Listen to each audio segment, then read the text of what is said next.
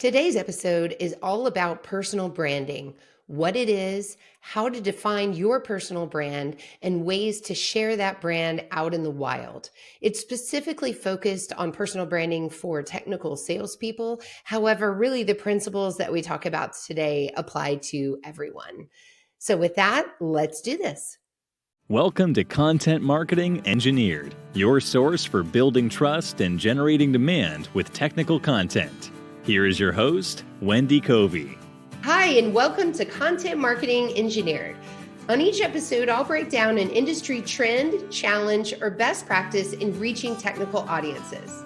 You'll meet colleagues, friends, and clients of mine who will stop by to share their stories. And I hope that you leave each episode feeling inspired and ready to take action. Before we jump in, I'd like to give a brief shout out to my agency, TREW Marketing. TREW is a full-service agency located in beautiful Austin, Texas, serving highly technical companies. For more information, visit TREWmarketing.com. And now, on with our podcast. Hey, everyone, and welcome to another episode of Content Marketing Engineered. Here with me today is our repeat guest, show favorite, Morgan Norris, Senior Brand and Content Strategist at TREW Marketing. Welcome to the show, Morgan. Hi, thanks for having me back. And what is it like in DC today? What kind of weather are you waking up to? It's beautiful. It is like, it's not our spring break here, but it's spring break for a lot of the country based on the amount of traffic and tourists here, but it's like 70 and sunny. Nice. Perfect Yeah. DC weather. Awesome. Well, a few weeks ago, you were here with me in Austin for the ERA conference, which stands for the Electronics Representatives Conference. Mm-hmm. And we both presented together on personal branding for salespeople. And so I thought we would take some of that material, bring it onto the show today to share it with the world so more people can benefit from what we talked about. And wow, there was some great just discussion and feedback about the session. What were the vibes you got from it? Yeah, I think overall, just a great crew of people. I mean, we love this conference in general. People are so happy to be there and to be kind of together alongside peers doing really similar work that they are. But this session in particular, I think what's a personal brand and how to build your own personal brand as you kind of are out in the world alongside a corporate brand and kind of all the nuances that way. There was just a lot of great discussion around, hey, what's working, what's not, what are the steps I can take from where I'm at right now to get better at this and continue to grow. So it's a great session. Yeah, in the material we wrote specifically with the technical salesperson in mind. However, a lot of the principles really apply to any professional working in a technical company, whether that's engineering or manufacturing, that wants to work on just their personal brand, how they're perceived in the world, how that brand lives alongside the corporate brand. So we have a lot of good stuff to talk through today. Yeah, realistically, this kind of framework and topic applies at any level, right? So taking your brand out based on what you do and your role and being able to connect with the people that make sense for you really applies across all departments and levels at a company. Yeah. Okay. Well, let's jump in. Let's start with a really quick, easy thing, which is what is a personal brand? Give me just a quick definition, Morgan. Yeah. So personal brand is your identity and reputation within the professional landscape is how we're talking about this, right? So it's the things about you that make you different in the realm of what you do for work. Okay, simple enough. And why is this important? It's important because based on, if we look at even this most recent research that was released, the sales cycles in technical markets are so long, right? So we're talking 12 plus months often. And so what happens is your customers potentially they're not reaching out to talk with a salesperson until they're maybe 2/3 of the way through that sales cycle. However, they have interacted with people online, they've consumed information, they've done research. And a lot of that research, it has faces to it, right? It has people to it. You're looking for thought leadership. You're looking for people who know what they're talking about to consume information from them before you reach out and talk to somebody. And so that reputation precedes the phone call. And so you want to be there. You want to have the reputation for being, knowing what you're talking about and being a good technical resource along the way so that when somebody is ready to talk, they're interested in talking to you. Yeah, that online journey, like you said, it's not only long for a lot of these technical industries. If when you're targeting design engineer, right, you have the design win and then the production win. So Yeah. not only is it long from that standpoint, but we've seen that more and more time is spent online before people want to engage with sales. So there's all these good reasons to need to think about what your brand looks like in the digital world specifically, and then of course separately how it is like to interact with you on a personal level once you have that opportunity. We really find that those people with that stronger personal brand they're able to build better loyalty with their customers. They're able to more easily kind of introduce new products or services and be able to talk about what's going on. If you're always in the conversation, then when you have something to talk about, way easier to interject that than if you're only popping in when you have something to share, right?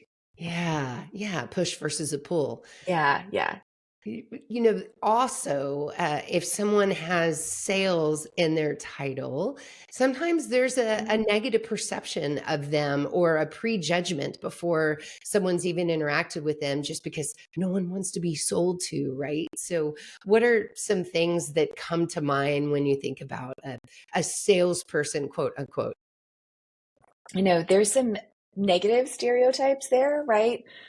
Things that maybe salespeople come with a reputation of doing, where they're making empty promises, or they're over aggressive, or they're talking but not listening. And so one thing that's definitely an option is to, when you're looking at, if you're a salesperson specifically, is flip your title around potentially, or position yourself as more of a customer advocate or a, solutions driven person or something like that, where you're just being able to relate to the customer a little bit more, rather than being just a straight up sales manager, right?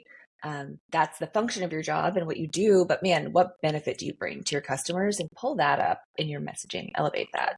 It's helpful. Okay, well, keeping those things in mind, then, how does a salesperson or a person in general go about Yeah. defining their personal brand? And maybe we stick with, I think it is good for maybe this episode today that we focus on that salesperson because that's probably the people that have the most questions about this. Yeah. So the first thing you want to do, it's really similar to when we do corporate branding, right? If you're a company as a whole and we're going to start messaging, who you are, we want to find out what it is that actually makes you different. What do you do so well? What do customers come back to you for? We don't want to have any best kept secrets, right? You should never have best kept secrets as a personal brand or corporate brand, because we want to get out and message those things first.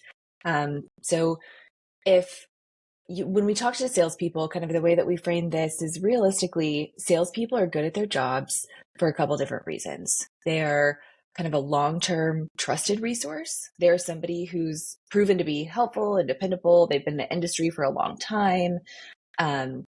You've got people who that is their strength. It is this longevity. There's somebody who says, I'll help you find the answer, even if I'm not the solution, like I'll get you there, right? You can totally trust me. That's kind of one maybe persona of salespeople. You've also got technical experts. So some of you guys are technical people by trade. You're degreed engineers, things like that. And then you have come into the sales role over time, and you are the person that people want to go to because they know you'll have the right answer. You can help them ask questions that they don't even know they need to be asking. You're that kind of resource, and that's what makes you different, is that technical expertise. And then you've got that salesperson who is that admired influencer. They gather a crowd. They're always fun to be around. They'll help you. They're the person who's up on trends. They've got a large network of people around them.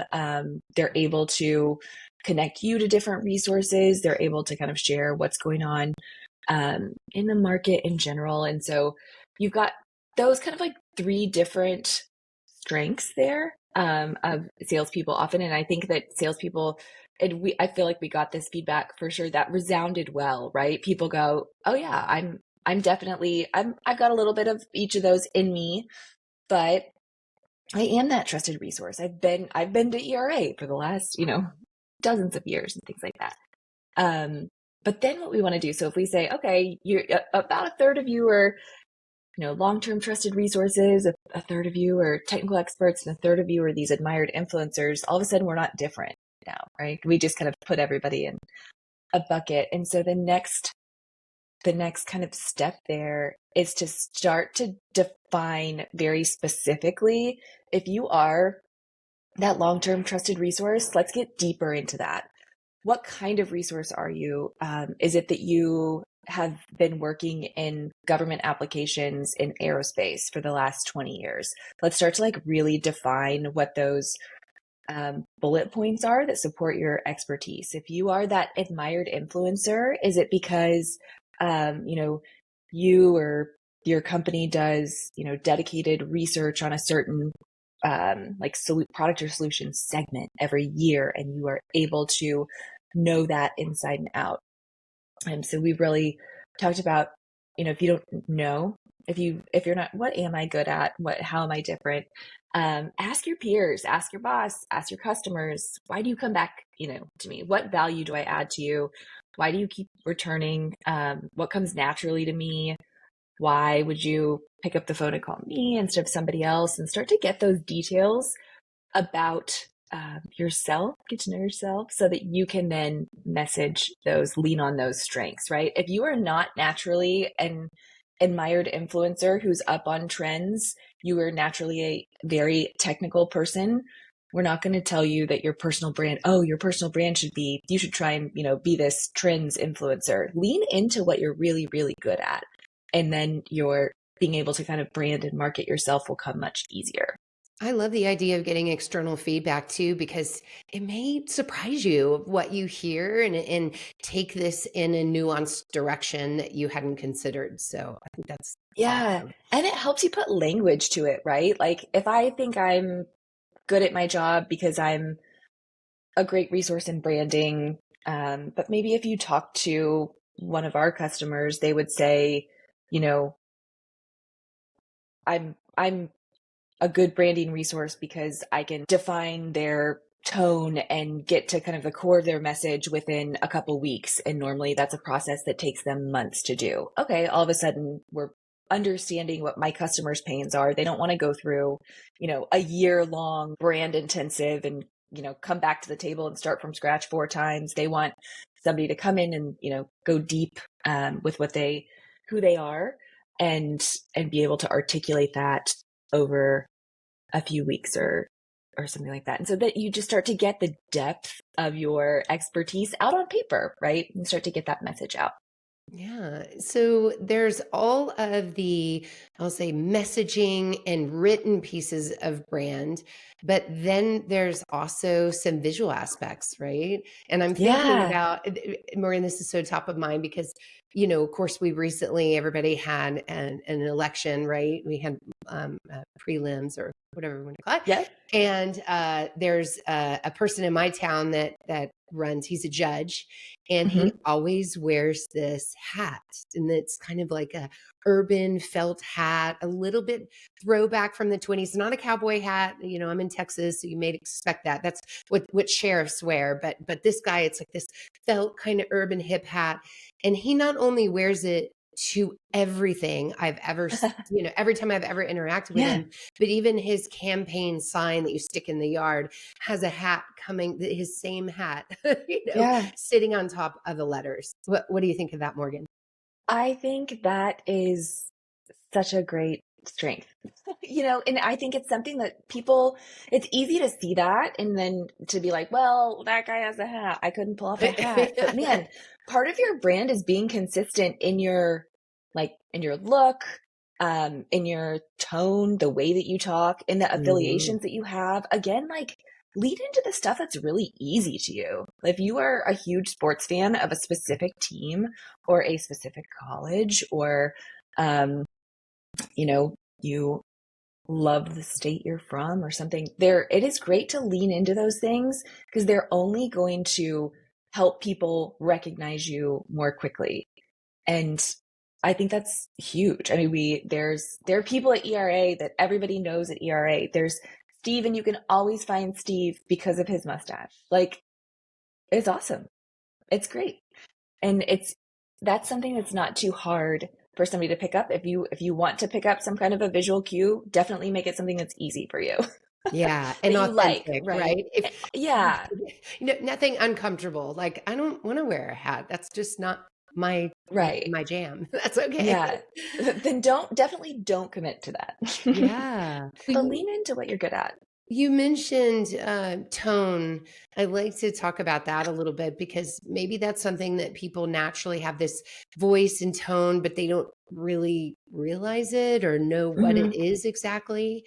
Um, Yeah, this is a way that personal brand really starts to differentiate from corporate brand. So maybe as a personal brand, as a company, you're trying to promote a certain product line or set of solutions or your expertise in some industry. Great. You can do that through your personal brand. But the way that you're going to do that is your corporate brand is often a lot more buttoned up than just the way that you normally talk. And so putting some language around your tone will help you create content that feels really authentic. The reason we do this is so that if somebody's interacting with you on LinkedIn, or they're seeing your posts and information you're sharing, or you're commenting on things going on, and then they talk to you, they meet you at a conference, they, need something and call you, that should feel pretty seamless. They should be having an interaction with you in person that feels like what they experienced kind of digitally before that. And so one tool that I've been just easy to use, we've been talking about just like what are easy ways to use AI, record a sales call, and then grab the transcription from that sales call and run it through Chat GPT or Claude and say, how would you describe the tone of my, interview or call that I just did with this person, and get some language around that. And then you can say, give me some examples of why you define the tone that way. And it'll start to pull out, little quirks in the way that you talk or the way that you communicate. And then it's important to kind of use that, make sure sometimes just when we sit down to write, we get really formal all of a sudden. We get really textbooky, or we kind of mimic our corporate brand, but we uh, want this to be, um, you know, relaxed and feel like you feel when we interact with you. So, Yeah, okay, it makes sense. yeah, So let's say I've gone down this journey now. I have a definition. I know who I am, what persona I am. I have my defined brand. Now I'm ready to start getting out in the wild and interacting with that brand in mind. And you mentioned corporate and how you can live alongside corporate. So tell me about some ways in which I, as a person, can either help corporate along with what they're doing or help yeah, be in sync with what my company is saying out in the wild and what I'm saying out in the wild. I mean, obviously, they shouldn't be totally different. They should support one another, but not be the same, right? yeah. So an easy way to just start. So you're like, okay, I think I know who I am, know how I talk, I know what I'm good at, and I know why people kind of like me or come back to me, my strengths. Now, how do I engage? Like, what do I say? What am I going to talk about? An easy way to do that is to just align with some kind of initiative going on. So that might be a technology standard. You're in medical and there's work on a new FDA regulation or a new ISO standard. There might be some kind of partner that you work with. There might be a trend going on in the industry or a really specific application, some kind of industry association, a product or service line that your company is really kind of going after. And so pick one of you're going to take your own brand and pick one of those things that's kind of happening out in the world. And then you're going to start to comment on it, right? You're going to start to have an opinion or share some knowledge about what's going on. Man, a great way to do this is just think back over your last 5 or 10 sales interactions. What kind of questions did people ask you? Okay, go answer those questions in a public forum, right? An easy LinkedIn post is, here's a question, I get asked every week. What's going to change when this new regulation hits or something like that? Answer it casually, answer it in a way that shows your expertise in that area, and then kind of invites people into that discussion, or invites people to let you know if they have more questions. And to kind of do it that way by combining your expertise with what's going on. Another way is like, man, if your company is creating content and sharing information, don't just like repost that, but share it and give your thoughts on it. Here's what this means for me. Here's what this looks like for my customers in automotive. Be the voice that is providing context for that news to your specific audience. And that's another thing too. Your personal brand doesn't need to be everything to everyone, right? It just needs to connect with the customers and the prospects that matter to you. Yeah. So you don't need to be everywhere, but you need to be everywhere your customers are. Everywhere your customers are. And so we have, of course, the State of Marketing to Engineers report to help inform this. And we see that YouTube and LinkedIn are the most active social channels for engineers. But then depending on what you're doing, there might be a technical industry forum or association that might be a good fit for you. I know that when we were working with ANSYS and talking to them, there was a organization that was specific to their industry where they had a lot of traction. For others, answering questions on Reddit might be a great place. So it's really specific to what you're doing, of course. Yeah. And that goes to just kind of types of content, right? So being able to kind of share, if you are a great, like, natural conversation comes easy, like you don't mind being on camera, flip on Zoom and you can record a 60-second video of before you sit down and write, like, here's what this new regulation change is going to mean for automotive. You can just say it in a video if that's like if that comes easy to you. So being able to kind of use different types of content. You mentioned Reddit. And I know there's another podcast episode, they're talking about Reddit, but just Reddit is in Google's quest to kind of make sure the internet doesn't get full of auto-generated AI content, right? They're prioritizing individual opinions and expertise. And because of that, Reddit is showing up in Google search results in ways that it never has before. And so if your customers are there and they're asking questions about products, or you'll see a lot of like compatibility type of questions on Reddit. Somebody has this type of test system and they don't know, they want to integrate this new technology, or they want to add machine vision to it. Are these two things going to work together? What don't I know? What questions am I missing? They'll go to Reddit for that. And so what a great place to be able to share your expertise there, especially for those of you who fall in that technical expert bucket. That's your biggest strength. Man, be there and answer some questions to be that voice right where your customers are. Awesome. Well, Morgan, I know that you've studied some folks out there that are doing a really great job with personal branding. Would you mind sharing a few? Yeah, so there's a couple.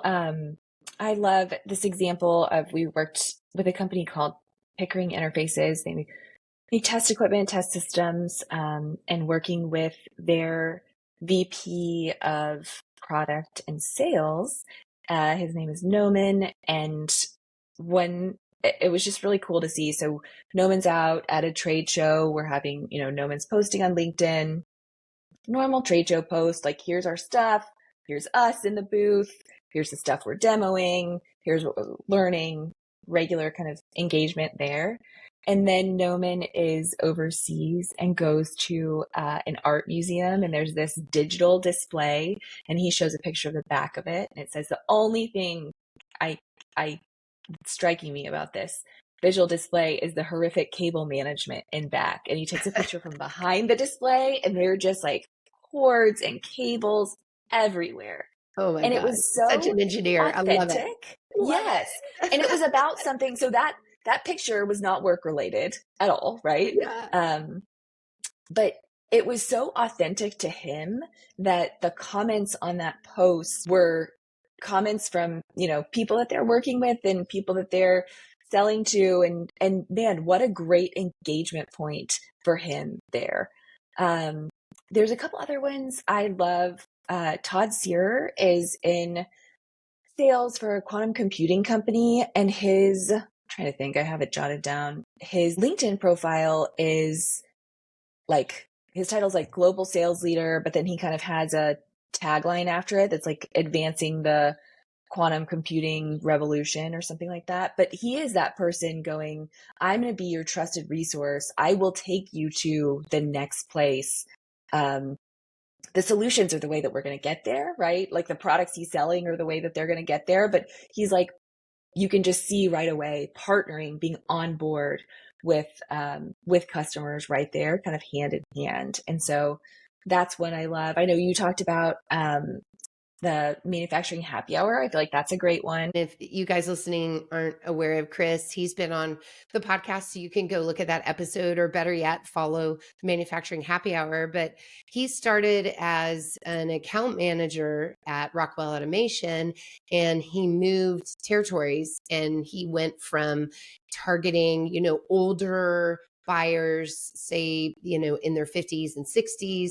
And then he moved to the Silicon Valley, where he was, had these really young buyers. They were quick to make decisions. It was just a totally different environment. And so he changed his strategy and said, okay, I want to have a conversation with these guys like we're chatting over a beer. And so he started recording videos of him explaining technical topics over a beer. And then that became an in-person event with the Manufacturing Happy Hour, which is now its own podcast. And so it's grown into its own brand. And that isn't necessarily what needs to happen. Now, it certainly did in his case, but I love the idea of how can I leverage, other ways of communicating based on who I'm targeting. And video, as we know, is so popular for all ages, but what a great way to execute on that, based on age. So, Right. Yeah. I mean, take that. Who's your audience? Where are they? How do we connect with them best? There's another one we talked about, Rob Brunson, who has been at ERA before. I wasn't there this year, but he's got a really active LinkedIn following and posts really consistently. Lots of funny stuff, like lots of memes or funny comments on images. We had one up that was like, the two guys roller skating, and they're like in sync dancing, and it's when a distributor and a manufacturer go into a sales, call together or something like that. So cute. But then also sharing really technical information. So he's got, he shared a piece of content from ERA that was like a decade old, but went back through and said, look at this, all of these things have come true or still significant in the market, and kind of tag the people who were involved in creating that report. And that also got great engagement. And it was just such a good reminder of this balance of like, you can have fun stuff out there that really shows your personality. That's what draws people to you.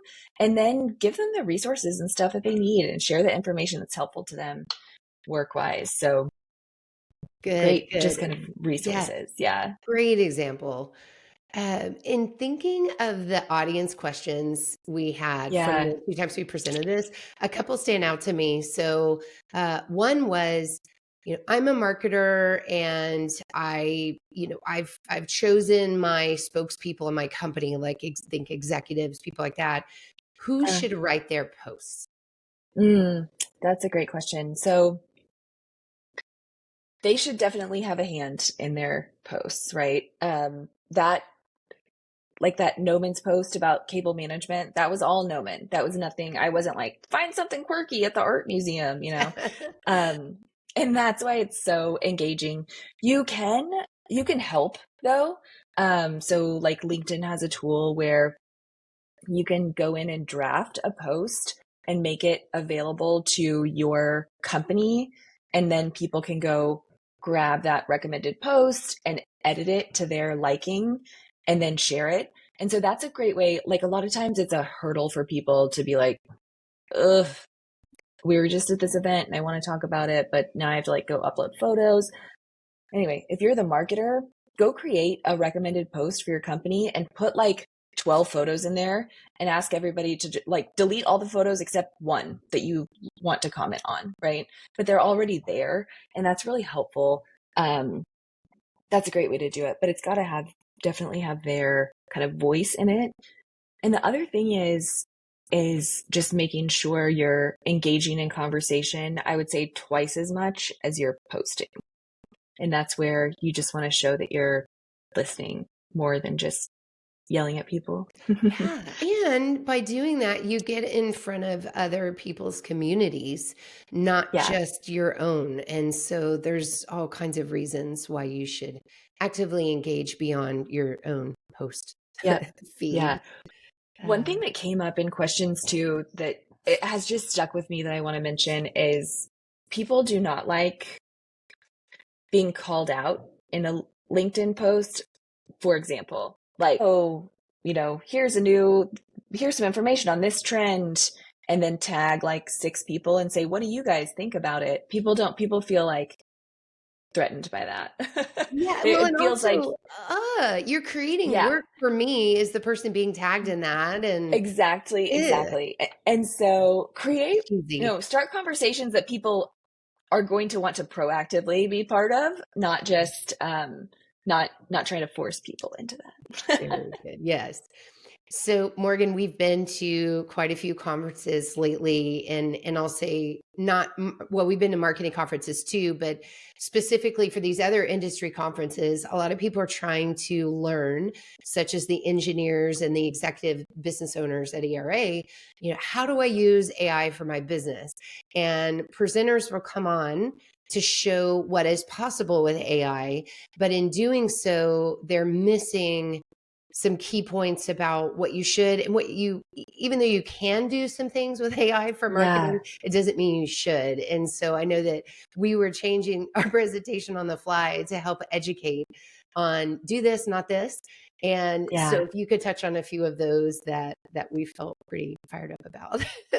Yeah. So, specifically kind of being in a presentation, having those things come through where it's like, you could create your whole website with AI. Look at this. You can type in some topics and, oh, you want to write articles? You could write an article every day. So don't do that.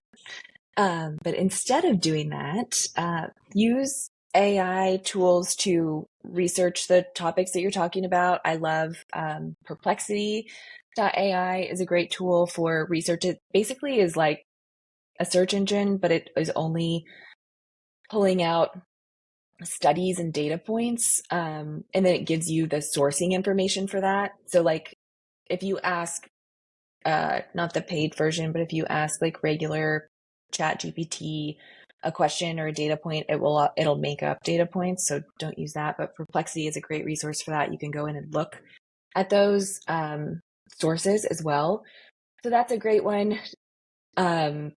Using AI to maybe brainstorm ideas or identify tone like we were talking about, and then create content in that tone. Maybe use AI to get you kind of jump started on some design. That's another thing too. I talked after the second time we presented to a couple people that were like, okay, I get these, like some of these LinkedIn posts look great, but I don't have any design resources. I'm out on my own or whatever. But there's a lot of tools within Canva. There's a free platform like element of Canva. There's also a subscription. But within the subscription, you can create like a brand kit, and you can have it even suggest like templates. So, okay, you're creating like a text you're going to post something on LinkedIn, you'd really like to have an image, something like that. You can go to Canva and have it kind of create something for you using the text that you created, just to make it more visual. And so it's take your authentic expertise and then augment that with AI. Don't use AI to create you, right? It's not going to be authentic. Yes. No one Good. wants that. Thank you for that. If someone's listening and they're like, okay, this all sounds great, but I feel a little bit overwhelmed. Yeah. Where do I start? What's some just advice on getting going with all of this? Yeah. So here's what we kind of mapped out for people was kind of phase wherever you are, try and take one more step, right? So if you're not doing anything or you're not doing anything consistently right now, consider a couple things. So I would say try and hit 2 LinkedIn posts a month, like create 2 things. Try and start conversation twice on LinkedIn. But I want you to comment or participate in discussion 4 times. So twice as many, 2 posts, 4 comments, right? And then maybe get yourself comfortable with creating videos. Again, just turn on Zoom and hit record. That's you creating a video. 60 seconds, 90 seconds, talking about something that you would normally talk about if you were going to create a post or something like that. Try and do that once a quarter. Just try that. See how that goes. And then potentially look at who else in your network or is tangential to you that you could collaborate with, and try and think of 1 or 2 associations or people that you could then kind of jump on and say, do a joint post or be able to reference a conversation or have them in your video, have a customer in your video talking about, why they're using your solutions. And so to do that, and then, so that's kind of your phase 1, 2 posts, 4 comments, a video, and maybe 1 kind of partner opportunity. And then if you're already doing that, your next step is to kind of double that, right? And just kind of start moving through that process. And it's going to get more natural. It'll build on itself in like an upward cycle. The more you engage, the easier it'll be to engage and the more you'll be engaged with. But I think that consistency at first will be extremely helpful. Then you can start to add on other things too. Like there are a lot of publications that take contributed articles. Do you have every Monday you post on a specific trend and it gets a lot of engagement in your audience? Compile some of that information and reach out to those trade publications. I'm willing to write an article on this. Here's kind of the framework of it. Are you interested? And a lot of times they'll say yes, and you'll get some leverage that way too. Good deal. Thank you for giving those. I like the spectrum of what is possible. And of course it keeps going, but I think that's a good start for people wanting to get something going with personal branding. Yeah. And starting is the hardest part, right? Yeah. And Oh yeah. Yeah. So for companies listening that want a more formal approach, say with their company spokesperson, their executive, I know that Morgan, as part of your services with TREW Marketing, you've worked with companies in that capacity. So could you just explain a little bit about if someone wants like a hands-on service where TREW comes in and works with a company of personal branding, what does that look like? yeah. So we kind of have like a workshop format where you can work with a whole group of people and say, we're going to kind of develop this personal branding plan for each of you and create that. Okay, let's get going. What are your LinkedIn posts going to be about so that you kind of walk away from that workshop with everybody has their own individual content plan. So that's one realm. And then sometimes corporations go, okay, we want to use kind of personal branding as a thought leadership strategy. And what that looks like is to do it really well. We want people in the room from the company at all different levels. So we'd like a C-level type of person and a VP and a manager and an engineer who's on the ground. And we start to, typically they're going after some kind of initiative that they want thought leadership in, right? We want to go after thought leadership in quantum computing. Okay. The reason we want to have all those people in the room at different levels is because your CEO is going to talk about quantum computing very differently than your engineer who's doing a lot of the back coding to make things happen, right? And so, but that engineer needs to build trust with other people kind of at his level. And that CEO needs to build trust with other, leadership people who are going to make that final purchase decision. And so that's where we sit in that room and are able to talk about, okay, if we're going after quantum computing, what does it look like at each of these levels? What's the message, right? And then how do these people specifically start to evangelize that message in a way that makes sense to them? And so that's kind of like a little bit of leaning into personal branding, but using a calculated effort across the board to really push through specific initiatives. I see. So it's where a thought leadership campaign and the concept of personal branding intersect. Yeah. Got you. Exactly. And I think as thought leadership grows, as you grow in thought leadership, your personal brand becomes more a part of that, right? Thought leadership is, a company doesn't have thought leadership. A person has thought leadership. So, Morgan, if people want to connect with you and learn more about TREW and our branding services, where should they go? Yeah, you can find me on LinkedIn, Morgan Norris, and you can email me, morgan@trewmarketing.com. All right, cool. Thank you so much for coming on today, Morgan. Thanks for joining me today on Content Marketing Engineered. For show notes, including links to resources, visit TREWmarketing.com/podcast. While there, you can subscribe to our blog and our newsletter and order a copy of my book, Content Marketing Engineered. Also, I would love your reviews on this podcast. So please, when you get a chance, subscribe and leave me your review on your favorite podcast subscription platform. Thanks and have a great day.